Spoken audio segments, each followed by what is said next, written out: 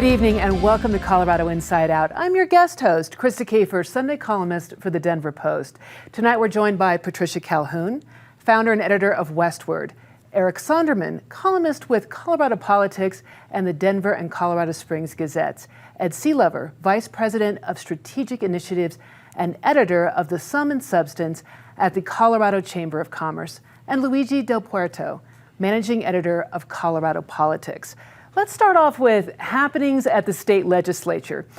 Senator Danielson introduced a resolution to eliminate the statute of limitations for child sex abuse cases. How is it different than the law that was struck down by the Colorado Supreme Court? Also, Colorado House Republicans chose a new minority leader, Rose Puglisi, who has come into power after Mike Lynch had stepped down. She beat out the hard rights choice. Patty, it's never a dull moment at the legislature. Or at this table, I can say, because last week when we taped this, George Brockler was about to go moderate the debate where Mike Lynch was. So I'll leave that to someone who's been spending more time at the State House. But it's going to be a wild ride in District 4 and at the legislature itself. So on Wednesday, Jesse came out and said, we are going to propose this bill again because we didn't quite get it right 3 years before.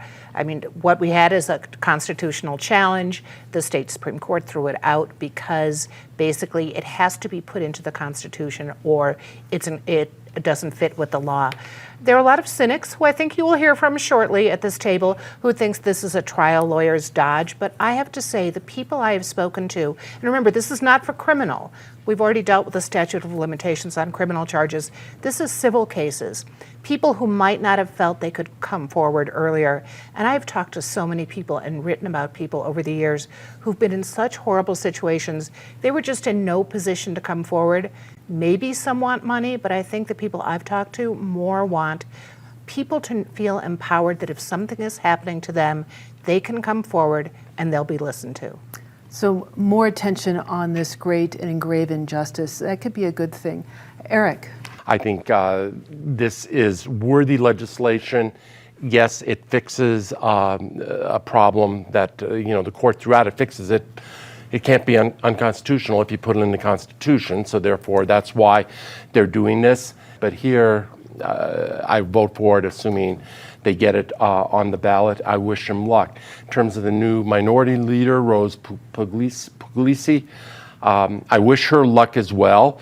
Anyone who takes office against the wishes of the likes of Dave Williams and Scott Bottoms and Ken DeGraff and some of the other really hardcore right-wingers in that caucus, is good by me. Anyone who drives our politics even a bit toward the center. Being a minority leader when you only have like 19 out of 65 votes, it's not a position of great power, but it's, to corral that increasingly dysfunctional minority. Ed. Yeah, I mean, the interesting thing about Puglisi's ascension here is that she won in a three-way race against Matt Soper, who was another kind of pragmatic, actually kind of centrist Republican, and Ken DeGraff, who was very conservative. And DeGraff actually finished last out of the three before Puglisi beat Soper in a runoff. That contrasts pretty heavily with what's happening at the Colorado Republican Party level. When you mentioned Dave Williams, and you see his attitude, which is take no prisoners, we're not going to compromise, we're going to go right at people. And she's someone who, while conservative, is pragmatic, is going to reach out. And I think what's important to know about that is her ascension in the Republican Party comes at a time when you see the Democratic Party splintering as well. She can actually find ground with the middle portion of the Democrats there, and you could actually see things get passed. In a way, Puglisi could work with McCluskey to work against both the hard right and the hard left. And I think it'll be interesting to see how her tenure goes and what can come from this year. Colorado politics has been all over this. Luigi, what stands out to you? I'm interested to see what kind of work Representative Puglisi is able to accomplish this year. Remember, last year we saw walkouts. We saw all kinds of shenanigans, if you will. Are those going to be repeated? Now, the Republicans play a big role in whether those things will happen or not, but at the end of the day, they don't really have a lot of power in the state legislature. So they have to be smart, they got to find their lane, and they got to find a way to work with Democrats to get their priorities passed. Well, one of the priorities, I think, for both parties is housing. And of course, it's always in the news and it's in the legislature. In fact, the legislature is looking at a new bill that would allow single-family homeowners in the most populous parts of Colorado to build accessory dwelling units on their properties. The bill would override local zoning rules that currently prohibit them. Will it pass? Also, how are municipalities reacting? Meanwhile, a Denver resident has successfully appealed a zoning decision to build a micro-community site in the Overland Park neighborhood. Mayor Mike Johnston's office will have to refile the permit request. Do you anticipate more pushback on these micro-community plans? Eric. Well, there's a lot there. There is no doubt that housing is a central, if not the central issue in the state these days. It's the old supply and demand. There's not adequate supply. Demand is what it is, and so the cost skyrockets, and many people are just simply priced out of the market.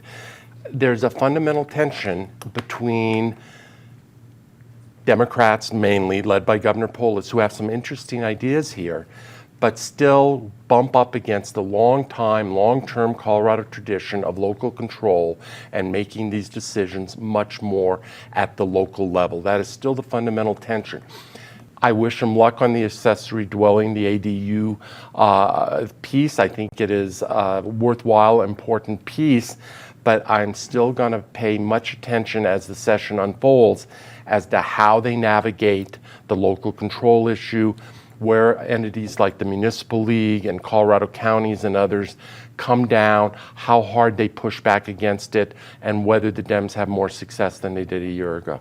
I think what you have to look at with these bills is what is going to produce this and how is it trying to produce it. One of the reasons Governor Polis's Senate Bill 213 effort failed last year is because at least for municipalities, it was all stick, no carrot, pretty much. What we're seeing this year is this clever attempt to do stick and carrot at the same time. In this ADU bill, yes, we're going to require that cities who meet this definition, which is most cities in Colorado, allow ADUs to be built, but we're also going to give money to those cities who take this on as a favorable policy. We're going to give money to people who want to build ADUs to rent out to people at below market rate prices, for example. The next bill that's coming is the really big one, Stephen Woodrow's bill to build transit-oriented communities. And that bill says, too, we're going to give money to cities to help plan out how to increase the density in their transit-oriented areas. And then by 2027, if you're not doing that, then we're going to come at you with the stick. Again, for us, the issue is what can we do to expand this housing stock so that workers have a chance to live near where they work and actually want to work there. But the real needle that has to be threaded is how do you do this without angering the cities too much? And I think this carrot and stick idea has a chance, but it may still be too much stick for the cities to stomach. And what about neighborhoods and angry people who live there? I'm wondering about these micro-communities and how well they sit with neighborhoods, as well as how will neighborhoods accept when people want to do a bunch of different rentals and it affects the quality of life of their neighbors. Luigi. There's multiple layers of tension there, but just on the micro-community. So this Denver resident, he went before the appeals board, the zoning appeals board, and he said, look, the city of Denver and the zoning administrator made an error because they approved this zoning change, but they missed a procedural matter. What it gives the people, or at least this resident, and those who agree with him, is the opportunity to tell the public, okay, maybe the mayor's office is rushing to get these things done. Also, he is opposed to getting this project in the middle of a community that he said is isolated from the rest of Denver, where the average household income is about $41,000, and bringing in all kinds of problems to this community, and it's a already vulnerable community. That is his main issue. And so I think the mayor will go through what he has been going through, which is, and I'm not sure if he's actually going to do another community engagement. They'll get this micro-community built. I don't see a reason why it's going to get derailed. Doesn't necessarily solve the homelessness problem in Denver. So Patty, when it comes to housing, what stands out to you? Well, let's quickly talking about the affordable housing bills going through the legislature. Fascinating that they're dividing it up. So the carrot is being cut many ways, Ed. And one thing is right now they're not looking at including the ski towns, the mountain towns, which if you're looking at a shortage of housing and where workers can't afford to be, the mountain towns. So they better deal with those at some point. But coming back to the flatland, these micro communities, that was the big thing Michael Johnston was pushing when he was pulling 1,000 people off the street for House 1000. Only one managed to open before the end of the year, but he still managed to get 1,000 people off the streets, and a lot of it was through buying or renting motels. We'll see if the micro communities are really going to be worth the trouble. They are temporary. Overland is a neighborhood that's had a lot of trouble. It's not just low income. They had all the radium. They were a Superfund site. So they don't want a whole lot of intrusions in that neighborhood anyway. By the time a lot of this is settled, I think the city will have come up with a new solution and avoid micro-communities almost altogether. In other legislative news, legislators have introduced a slew of privacy bills trying to keep up with technology. Also, a couple of bills addressing suicide. One would require employers to become more active in suicide prevention education. Another would make it easier to access assisted suicide medication. Ed, your thoughts? For those who don't know, the legislature passed the Colorado Privacy Act in 2021, implemented it last summer, and that basically says that consumers are in control of their personal data, that if you do not want websites recording your personal data, selling it, you can say so, and they have to listen to you. Now they are introducing a number of new bills very quickly after this implementation because things are changing so much. There is a bill that has come out that would stop the selling of information on biometric identifiers, say your retinal scan or your fingerprint that so many more companies are using to identify you now. There's a bill that would stop the selling of neural data because there are commercial devices that are collecting your neural data at a time when scientists are finding they can actually, this last summer apparently, they were actually able to reproduce a Pink Floyd song based on someone thinking it because they picked up their brain waves. There's another one that looks at protecting children's privacy. The thing about these bills that people need to know is there is a very thin line between protecting people's privacy and stopping innovation. Yes, these companies need to be able to not go and sell this data to anyone they choose, but you've got to be very careful on the number of restrictions you put on their collection of this data, or else we're not going to see these devices that are now being regulated even being created. Luigi. The fact that there might be technology out there that can read your mind or read your brain, anticipate what you're going to do, it's fascinating and it's scary at the same time. As to Ed's point about thin line between innovation and legislation, you know, legislation codifies what society has already agreed upon most of the time. It's very rare that you can see a forward-thinking legislation that solves a problem that may happen in the future. Almost always it's, here's a problem that's happening now, we'll solve it. And I think to your point, we probably need to let this technology play out and see where it ends or how it ends. The problem, of course, is that technology is changing very, very fast. I mean, we're talking about AI-assisted technology, for example. The development there might have been months before. We're talking about days, weeks. At some point in the future, it's going to be ours. It will be very difficult for the legislature to keep up with these things. And it will be fascinating to see what they do with machines that can read people's minds. I know, and politics following culture. I think that's a brilliant observation. Patty. Think how great it will be here when we can come sit here, not say a word, and the cameras will just read our minds. They're going to have to censor a lot, I think. But there are a couple other issues I'm looking at with the legislature, and let's go to the assisted suicide issue. The choice of being able to end your own life when you are a terminally ill person. I've known several people who have used it or whose parents have used it. There are a few flaws in the way the bill was passed. Part of it is the length of time. They're talking about shortening it. Shortening it some makes sense because one of the issues is some people worry that they're not going to be able to swallow by the time the deadline's there. And you have to take basically this drug cocktail. You have to be able to swallow. And a lot of people who have their minds, they've made their choice, can't swallow anymore. So that's an issue. The idea, though, of opening it up to have the tourism, suicide tourism come, I think it's enough to let Colorado residents take advantage of this law. I don't think, and however we expand it, I don't think we need to bring more tourists here. Not for that. To Patty's point, I'm going to echo Patty here with regard to the assisted suicide law, or what we call medical aid in dying.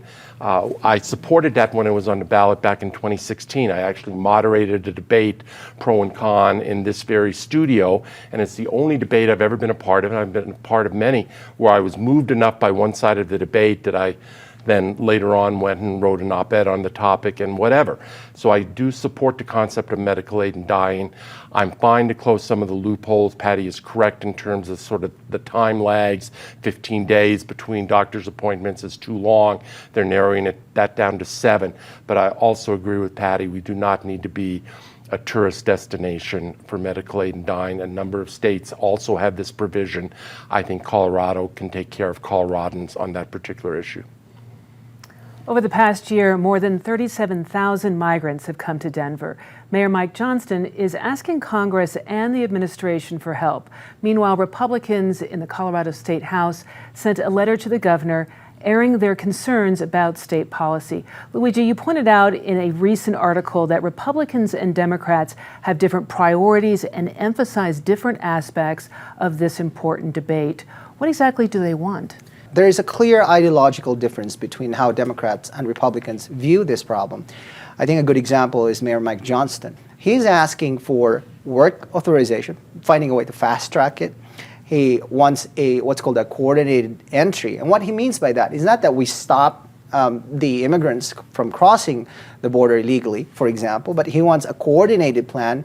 Really what he has in mind is he doesn't want the governor of Texas to just send arbitrarily the immigrants to places like Denver, for example. He wants more coordination, more cooperation. And to me, that affirms this ideological divide, because on the one hand, Democrats like Mayor Johnston wants to solve the problem once it's already in the city of Denver, whereas Republicans have been saying for quite some time now, let's shut down the border. And if I may put it this way, it really is a security on the one hand. Republicans emphasize security on the border, and Democrats see this as a humanitarian crisis that needs to be resolved because the people are already here.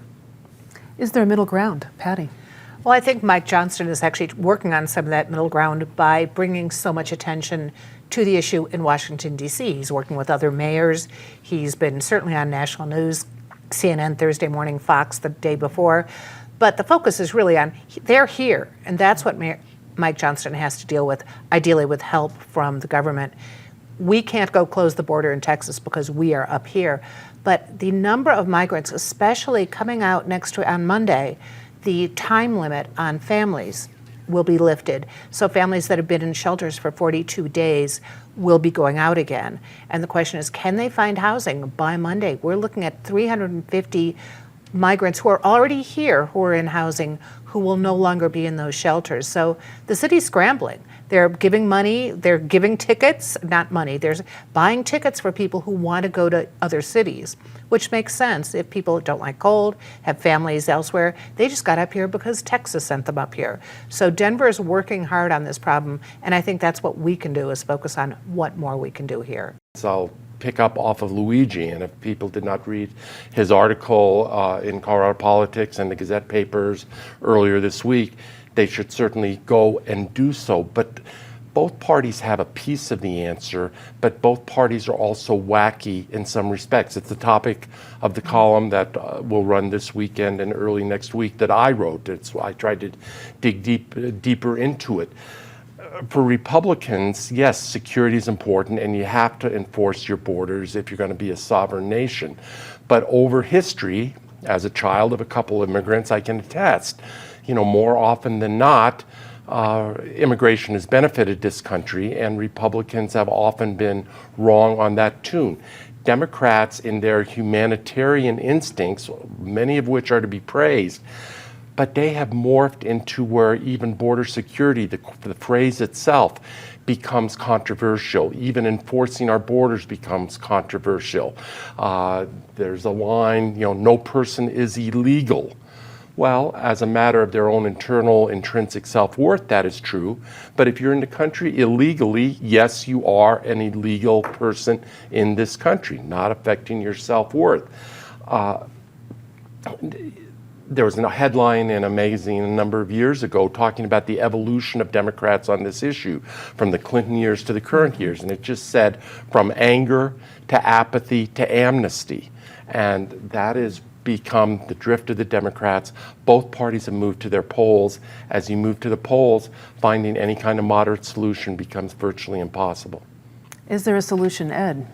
I'm not an expert on this to say if there is a solution, but I think one thing that has to be realized is that what Johnson is doing, and some people are criticizing him, saying you're spending so much time on this, he has to do because he can't solve this alone. I think just from the business perspective, there is great appreciation that he is pushing to get these immigrants able to work. I mean, that is needed, and there are people who would hire them right away. But you have to remember, too, that if the city is spending $180 million on this, that is taking away from other areas, including, say, areas like the planning department, where they are critically understaffed and so slow in being able to get commercial building permits out there that people are closing down the idea of opening businesses that could hire these very immigrants. So he needs help from the federal government in order to fit this in the city's budget. And now time for our favorite part, the disgrace of the week, and also an opportunity to say something nice. Patty, what's your disgrace? Well, I'm going to start out with something nice. So put this in context. It's Black History Month is just starting. As you drive up Welton to this studio, you remember so much about when Five Points was the historic heart of Black Denver and Colorado, and really the Rocky Mountain West. You can go to Blair Caldwell Research Library, Black American West Museum, the Stiles Center, but the Rossonian, which has such a great history, the old Jazz Club Hotel, where Black musicians who couldn't stay in town elsewhere could stay. We are still waiting for that to be redeveloped. It would be such a drawing card here, and what's happening? Eric. I'm not sure it qualifies as a disgrace, but it's certainly sad. And that's what is happening as we speak with a lot of media in this country. It has been a tough week or a tough couple of weeks for a lot of venerable media institutions, whether it's the layoffs at Time Magazine, whether it's the news this morning that The Messenger, which was a startup venture that is less than a year old, is closing up shop. Sports Illustrated is basically, if not gone, clearly going. The LA Times, I could go on.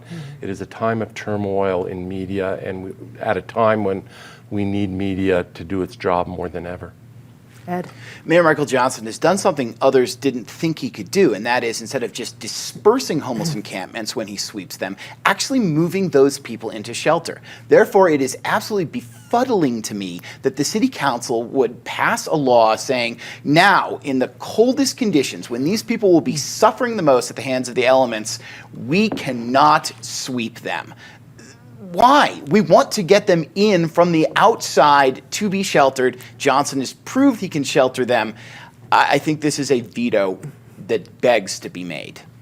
Luigi. I was going to talk about what Eric talked about. I am from the Philippines. I am an immigrant to this country. I was a reporter there for many, many years before I got here. I know how critical a free and robust journalism is to democracy. At the end of the day, journalism watches government and makes them accountable for their actions, for the promises and the behavior of our government officials, which they do on our behalf. And at the end of the day, it is our money that they are spending. And that's why it's so crucial we watch what they do. With that, let's say something nice, Patty. Well, I'm going to say something nice, going back to keeping an eye on government, to 6 Coloradans who filed suit because Donald Trump, his actions January 6th, is he eligible to be on the Colorado presidential ballot? Krista, you are one of those 6. Enjoy yourself in D.C. next week. Thanks, Patty. Eric. I'm going to stay with the media piece, but on the very positive end, well, it's not positive, it's sad, but we lost a long-time leading voice in these parts in Larry Zimmer. Longtime KOA voice, Broncos, and particularly CU football, who passed away within the last week or so. I remember even doing election night coverage 20, 30 years ago on KOA that Larry would host and moderate. He was a very talented and good human being. And on the positive side, The Denver Gazette, as one newspaper sort of fades, sorry, Krista, the Denver Gazette and sister publications, just added Mark Kisla as a high-profile sports columnist, and it is nice to have at least one growing media enterprise in this state. I want to take a second to honor my father-in-law, Bob Jobin, who served the community for many decades as a bank attorney, as an active church member, certainly a good father. Bob passed away Sunday at 93. I'm really sorry. Luigi? My son, we watch, he's 12 years old. We watched Casablanca the other night, and then he turned to me and he said, is this what love looks like, Dad? Is this where you don't get any reward for loving somebody, but what you get is a lot of sacrifice and pain and heartache? Is that what love looks like? And I told him, yes, that's what love looks like. And he's 12, he's going to be 13 this May, and he's just growing up so fast. And I'm happy to share that because I think that in some small way, we may be raising a good child. I love that. Fathers and sons. I know we're a couple of months out from Father's Day, but touched by what you've had to say. Yeah, I tell you what, it's that time. It's all the time we've got. I want to say thank you to all of these fabulous panelists for their insights, and also thank you for watching. Thank you for watching The Guest Host here on Colorado Inside Out on PBS Channel 12. You can check us out at pbs12.org, your YouTube channel, or on Spotify. Have yourself a fantastic night.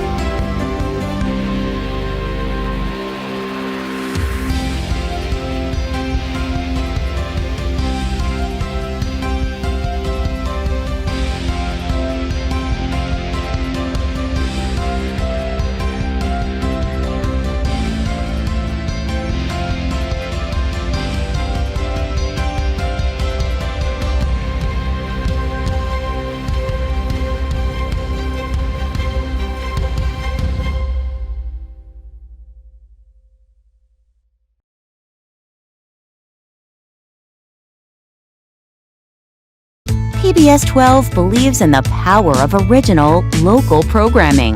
Help us bring more shows, like the one you just watched, by donating at pbs12.org/program support today.